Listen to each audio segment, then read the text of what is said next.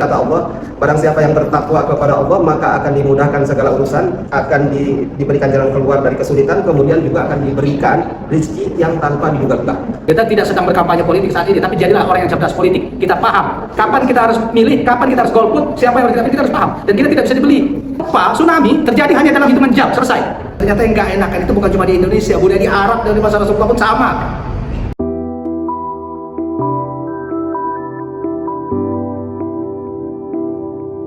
Assalamualaikum warahmatullahi wabarakatuh. Alhamdulillahirabbil alamin wa bihi nasta'inu ala umuri dunya waddin. Wassalatu wassalamu ala asrofil anbiya'i wal mursalin wa ala alihi wa ashabihi ajmain, amma ba'du. Yang saya hormati Ustaz Arsyori, karyawan dan karyawati yang dibanggakan, puji dan syukur marilah kita panjatkan kepada Allah Subhanahu wa taala pada hari ini, hari Rabu jam 7. Biasa kita mengadakan kajian rutin di lingkungan perusahaan Toba Nusantara Group. Hari ini akan membahas terkait dengan kewirausahaan muslim, kedermawanan dan mitigasi bencana. Narasumber kita adalah seorang pengusaha, insya Allah, walaupun masih merintis. Kemudian juga seorang ustadz. Saya sudah kenal lama dengan beliau. Waktu itu di Bina Insan Kamil. Sekarang masih di Bina Insan Kamil ya. Di Bina Insan Kamil kita ngelola pesantren wirausaha. Makanya ini ada kewirausahaan muslim ya. Dulu kita ngelola pesantren kewirausahaan yang tujuannya adalah membina, mendidik, mengkader para dai supaya dai itu mandiri. Itu saja.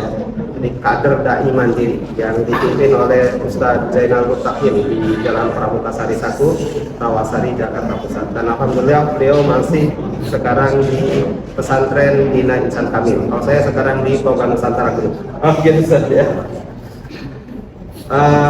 Jadi hari ini kita akan bahas tentang kewirausahaan muslim. Apa sih kewirausahaan muslim? Terus bagaimana sih prospeknya nanti ke depan seorang muslim jadi pengusaha gitu. Jadi kalian juga nih harus punya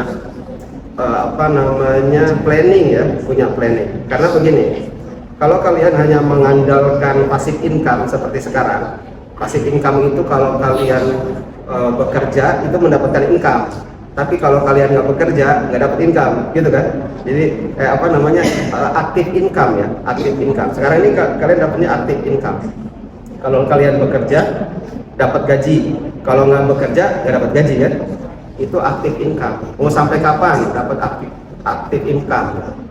Kalau di Toga itu kan dibatasin nih. Ya, ada masa pensiunnya. Yang wanita maksimal 50 tahun, yang laki-laki maksimal 55. Ya bener ya, 55 tahun ya. Nah, setelah itu karena bukan ASN, bukan TNI, bukan Polri gitu ya, jadi nggak dapat pensiunan bulanan gitu. Nah, perlu dipikirkan kalian itu harus sudah mulai merintis bagaimana mendapatkan passive income. Nah, biasanya yang passive income apa? Passive income kalau yang gini ya, yang pemain saham, ya saham itu biasanya dapat tuh dividen. Kemudian kayak siapa di sini yang punya kontrakan? Pak ini punya kontrakan. Pak Nali. Oh ini kontrakannya banyak. Kontrakannya banyak walaupun warisan ya. Nah, kalau itu dapat passive income dia. Coba dibayangkan kalau Bang Ulo ini punya kontrakan 20 pintu kali 1 juta 1 bulan udah 20 juta tuh passive income. Masya Allah. Amin. Iya kan? Itu passive income. Gitu. Nggak kerja pun dia dapat gitu ya. Dia dapat tuh. Cuma sekarang antara biaya kontrak sama biaya renov, kebanyakan biaya renov. Tekor bisa-bisa. Nah gitu, jadi passive income.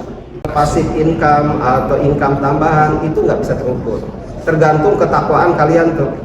Karena kata Allah, barang siapa yang bertakwa kepada Allah maka akan dimudahkan segala urusan, akan diberikan jalan keluar dari kesulitan, kemudian juga akan diberikan rezeki yang tanpa diduga-duga. itu rezeki yang tanpa diduga-duga tuh bisa besar bisa kecil. Harapannya kita kan besar gitu ya. Nah, maka kalian harus bertakwa kepada Allah agar dimudahkan rezekinya, agar dimudahkan urusannya. Assalamualaikum warahmatullahi wabarakatuh. Waalaikumsalam. Alhamdulillahirabbil alamin wa bihi nasta'inu ala umuri din. Asyhadu an la ilaha illallah wa asyhadu anna Muhammadar Rasulullah. Allahumma shalli wa sallim ala nabiyyina Muhammad wa ala alihi washabbihi ajma'in. Amma ba'd. Kita lihat konten-konten kreator, apa ini orang kerja konten kreator, mandi lumpur lah segala macam. Ada orang suami istri cium mandian. Memang dia dapat duit dari itu, tapi tidak ada. Ya, viral. Ya, tapi itu bukanlah ya. Kita mencari rezeki yang halalan wajibah, itu jelas tidak wajib. Nah, maka memang ini zaman kita tuh harus bergerak sesuai dengan zaman itu ya. Zaman kita dulu merintis pesantren wirausaha, santri itu dilatih untuk jualan, direct selling, door to door. Sekarang mungkin masih ada kanvas itu masih ada, cuman sudah mungkin tidak terlalu banyak lagi. Yeah. Sekarang orang lebih kepada sistem affiliate tadi. Affiliate berarti kan kita menjadi semacam reseller atau affiliate itu kan reseller mempromosikan produk. Jadi insya Allah tidak ada masalah hukumnya. Kita dengan mempromosikan produk orang, ya orang produknya laku, kita dapat komisi, ya normal saja. Memang itu adalah fee marketing. Tidak, dia bukan permainan seperti money game, bukan permainan piramida segala macam, kan tidak. Produknya jelas. Iya. Dan artinya ya memang sistemnya terjual dibayar, tidak. Kalaupun tidak terjual, mungkin nanti ada komisi-komisi iklan, karena iklan atau informasi mengiklankan produk orang itu sebuah jasa yang makanya kenapa perusahaan-perusahaan berani bayar iklan? Ya. Kenapa? Karena kalau kita awam dulu ya, masih ingat kita ya dulu waktu tahun 2005 di mana pro kontra kita mau iklan di koran aja di kontra. Ini betul-betul sebuah pengalaman yang ini. Ya, alhamdulillah Pak Aceh berani menerobos ya. Itu kalau nggak diterobos itu dulu bagaimana dulu ya. Jadi orang berpikir kenapa ini kita bayar mahal-mahal gitu ya. Iklan. Ternyata ya memang begitulah. Produk yang tidak diiklankan ya tidak akan dilihat orang. Nah, inilah kita harus sudah bermain di situ. Maka wirausahawan muslim dia punya wawasan, harus punya wawasan sampai ke sana. Lalu kemudian kenapa materi ini jadi saya terpikirkan? Karena saya memang sedang memikirkan bencana yang sedang terjadi. Bencana yang sedang terjadi sekarang ini. Lalu saya berusaha untuk menghubungkan itu. Ya jelas berhubungan, karena segala sesuatu itu kalau mau dihubung-hubungkan semuanya berhubungan. Apa yang paling dekat pada hubungan itu? Ya, ini bencana itu tidak ada yang berharap, tidak ada yang berharap bencana. Tetapi dia, coba kita lihat tahun ke tahun hampir selalu ada. Dan memang negara kita, negara yang memang paling berpotensi dengan hampir seluruh bencana ada. Sebutlah bencana apapun selalu ada. Yang nggak ada cuma satu aja mungkin, karena kita tidak bermusim. Bencana salju sama badai pasir, karena kita bukan daerah gurun atau bersalju. Nah, bencana yang terjadi di Sumatera ini misalnya sangat memprihatinkan kita, karena ini lebih luas, bahkan lebih luas daripada cakupan tsunami di Aceh tahun 2004. Ya cuma mungkin korban saja ini. Tetapi dampak ekonomi segala macam ini pasti akan lebih luas. Kalau di tahun 2004 lalu tsunami itu menghantam kawasan pesisir, sekarang jadi yang dulu selamat dari tsunami dia kena sekarang. Kenapa? Karena yang kena adalah daerah pegunungan. Nah, kenapa itu bisa terjadi? Nah, ini langsung kita bicara tentang mitigasi. Mitigasi itu apa sih? Mitigasi itu adalah bagaimana kita menghadapi risiko, bukan resiko. Risiko. Risiko itu apa? Risiko itu adalah sesuatu yang bahaya atau sesuatu akibat yang mungkin dihindari. Kalau dia tidak mungkin dihindari, bukan risiko namanya, tapi konsekuensi. Sekarang, apa risiko dari pernikahan? Menikah risikonya apa? Tanggung jawab, melayani suami, melayani istri. Itu risiko?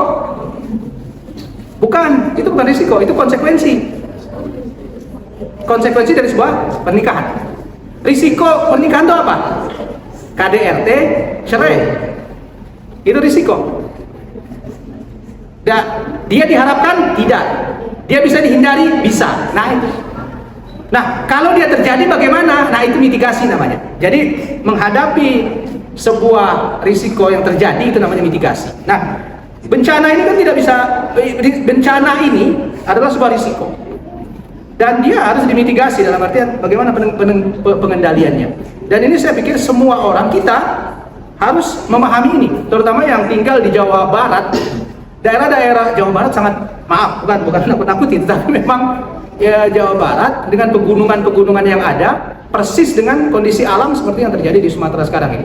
Bagaimana kalau gunung-gunung itu digunduli, ya runtuh semua dia. Ya. Kalau di atasnya sudah digunduli, ya dia pasti longsor itu akan berjalan. Ya, kalau yang kemarin ini karena memang pertama cuaca hujan ekstrim dengan apa yang disebut dengan yang senyar-senyar itu. Memang itu ekstrim. Tetapi se-ekstrim-ekstrimnya itu, andai gunung-gunung itu tidak gundul, dia insya Allah tidak akan separah ini. Mungkin akan terjadi banjir, akan terjadi longsor, tapi tidak akan separah yang sekarang ini. Jadi yang sekarang ini parahnya kenapa? Sudahlah cuaca yang ekstrim, curah hujan yang memang ekstrim, yang memang pusarannya mengarah ke situ. Makanya kan kalau kita lihat peta Aceh, Sumatera Utara, Sumatera Barat. Kenapa Riau tidak kena padahal tetangganya? Ya karena anginnya iklimnya nggak ke situ. Dia ekstrim. Sudahlah begitu kawasannya digunduli oleh baik yang legal maupun ilegal. Dan kebanyakan yang legal. Yang kalau yang ilegal itu nggak akan seberapa. Nah, itu apa? Itu adalah sebuah keputusan politik pemerintah. Ya dari berapa juta hektar yang hutan yang digunduli untuk perkebunan maupun untuk pertambangan. Sebuah risiko. Jadi gini, orang mungkin berpikir, kalau kita tidak punya tambang, lalu bagaimana kita bisa mendapatkan kekayaan, mengeruk kekayaan alam? Oke, itu betul. Tetapi yang harus diperhatikan adalah bagaimana penanggulangan, mitigasi tadi, mitigasi akibat pertambangan. Kalau istilah perusahaan itu AMDAL, itu harus dipikirkan dan sepertinya pemerintah kita lemah dalam hal itu. Apalagi aturan-aturan di Indonesia tahu sendiri bisa dicincai, bisa dibeli. Dan yang taat aturan seperti Toga Nusantara ya. Kalau di barat yang taat aturan itu mendapatkan reward. Kalau di sini enggak, yang taat aturan itu ya salah sendiri kenapa taat aturan. Kalau bisa dipersulit kenapa dipermudah? Dan itu saya sering sampaikan di sini. Sering saya sampaikan di sini bahwa pilihan politik Anda menentukan itu semua. Ya, betul. Ya, kita tidak sedang berkampanye politik saat ini, tapi jadilah orang yang cerdas politik. Kita paham kapan kita harus milih, kapan kita harus golput, siapa yang harus kita pilih, kita harus paham. Dan kita tidak bisa dibeli. Jadi jangan kita yang dibeli, kita yang membeli mereka harusnya. Nah, itu kalau kita paham. Nah, ini jangan bukan sesuatu yang ini. Jadi kalau kita berpikir sekarang, kenapa ini semua terjadi? Ya keputusan politik. Siapa sih yang mengizinkan pertambangan segala macamnya? Pemerintah. Kenapa mereka mengizinkan? Ada pemasukan negara di situ. Pertanyaannya, pemasukan negara apakah signifikan dengan risiko yang terjadi? Dan sekarang itu orang tambangnya diambil puluhan triliun, bahkan mungkin ratusan triliun orang jadi kaya gara-gara itu. Lalu mereka sekarang anak bayi berapa ribu anak bayi kelaparan sekarang? Kenapa kelaparan? Tidak ada bahan yang bisa masuk. Hanya helikopter yang bisa ke situ. Lalu kemana helikopternya? Berapa ratus helikopter kita beli? Kenapa tidak Kenapa belum dikerahkan semua? Siapa yang berwenang? Presiden yang berwenang. Ketika dia mengatakan ini bukan bencana nasional, ya dia akan santai-santai saja. Pemerintah daerah saja yang akan menangani, sementara selebihnya adalah para relawan. Kita pikirkan dalam sebuah kampus, satu kecamatan, ada 7.000 orang. Ini angka 7.000 ini adalah laporan yang sedang kita, alhamdulillah Bina Insan Kamil sudah bikin dapur umum tapi di Sumatera Barat, dan insya Allah tolong doakan, mungkin kalau nggak Jumat, Minggu atau Senin saya berangkat ke, rencana sih ke Medan, mau nembus ke Aceh. Yang jadi soal itu adalah jalan putus, tidak bisa ditembus. Akibatnya barang beras tidak ada, susu bayi tidak ada, kan rumah hancur. Kalau lihat reels, jangan lihat reels tentang tumblers itu. Udah ketemu udah ketemu belum tumblersnya? Nah, ketemu belum? Ketemu nggak ya? Udah damai. Tapi udah damai. Tapi dipecat. Juga jangan tentang perselingkuhan orang. Biarin aja lah dia selingkuh, urusan dia. Tentang ini nih, bagaimana supaya ketika Anda melihat bagaimana bencana ini datang, setidaknya Anda bisa mikir, kalau suatu saat terjadi di kampung saya tahu apa yang harus saya lakukan. Minimal untuk anak istri saya, bagaimana cara menyelamatkan kalau air bah itu datang, membawa potongan kayu gitu, apa yang harus kita lakukan? Ini masyarakat desa harusnya diberi wawasan tentang itu. Ya, jangan malah ditonton, akhirnya habis sapu. Orang mau senang gitu. Ini banjir air bah beda dengan banjir model di Bekasi sini. Di Bekasi sini kita nunggu air tinggi. Banjir air bah nggak begitu. Kita tungguin di situ, di sana kita lihat ternyata dari sana yang muncul. Dan dia menggerus. Lihat bagaimana rumah orang hancur karena dia kegerus aninya. Dan ini lama. Gempa, tsunami terjadi hanya dalam hitungan jam, selesai. Habis itu kita beres-beres. Ini enggak, sampai detik ini air masih di beberapa wilayah di Aceh masih 3 meter. Ini kita masih dapat keluhan-keluhan keluarga saya belum diselamatkan, listrik mati segala macam. Air masih 3 meter. Ini sudah 7 hari, air masih 3 meter. Bagaimana orang mau menyelamatkan? Bahkan dalam satu video saya lihat di bawah orang, beberapa keluarga, ada anak kecil juga di situ di atap rumah. Di bawah itu ada ular besar yang di air. Dia turun kebelit di situ, ular di situ. Bukan AI. Beneran. Kita tidak mampu sedekah. Berapa sih kita mampunya? Ya 100-200 ribu. Mungkin kita mampunya sekitar. Kita harus sedekah. Makanya nanti saya mencoba untuk ada kotak amal ya. Kita edarkan semua. Tujuannya buat apa? Tujuannya supaya semua yang hadir di sini berpartisipasi. Bukan berapa pun yang Anda keluarkan, mau 50 perak pun bukan masalah itu. Tapi bahwa Anda berpartisipasi dan Allah menjadi saksi. Ada kepedulian. Mungkin nanti hasilnya berapa? 1 juta, 2 juta misalnya. Itu mah sama Pak Aceh bisa 10 kali lipat selesai. Tapi bukan itu. Yang ingin kita tuntut adalah bagaimana kehadiran hati kita. Kitanya yang berpartisipasi. Jangan ngandalin orang. Kebanyakan sifat kita adalah ngandalin orang. Dan itu sifat Bani Israel. Sebagaimana yang Allah sebutkan dalam surah Al-Maidah 24. Dia suruh Nabi Musa dan Allah pergi berperang. Izhab anta wa rabbuka faqatila inna hauna qa'idun. Musa, pergilah kamu sama Tuhanmu sana, perang sana. Kami duduk di sini nunggu. Kalau udah menang panggil kami ya. Kalau kalah jangan libatkan kami. Itu Bani Israel. Ya. Dan itu kebanyakan orang kita juga seperti itu. Ngandelin orang. Jarang orang yang mau jadi pelopor. Terjadi di masa Rasulullah SAW. Ketika Rasulullah SAW ceramah begini. Tiba-tiba datanglah seorang musafir mengeluhkan keadaannya, kehabisan bekal, miskin, belum makan. Ya. Lalu Rasulullah mencoba menggalang donasi. Nah ini hadis dari Jarir bin Abdullah yang ada dalam Sahih Muslim. Hadis ini adalah hadis Rasulullah menggalang donasi. Siapa yang mau sedekah? Kata Rasulullah. Para sahabat cuma diam. Gak ada yang gerak. Sekali lagi, siapa yang mau sedekah? Diam. Akhirnya Rasulullah mulai marah, kesel. Gak ada yang mau sedekah ya. Parah bener kan? Itu sahabat Rasulullah. Lalu bangkitlah seorang dari kalangan Ansar Madinah. Bangkitlah dia.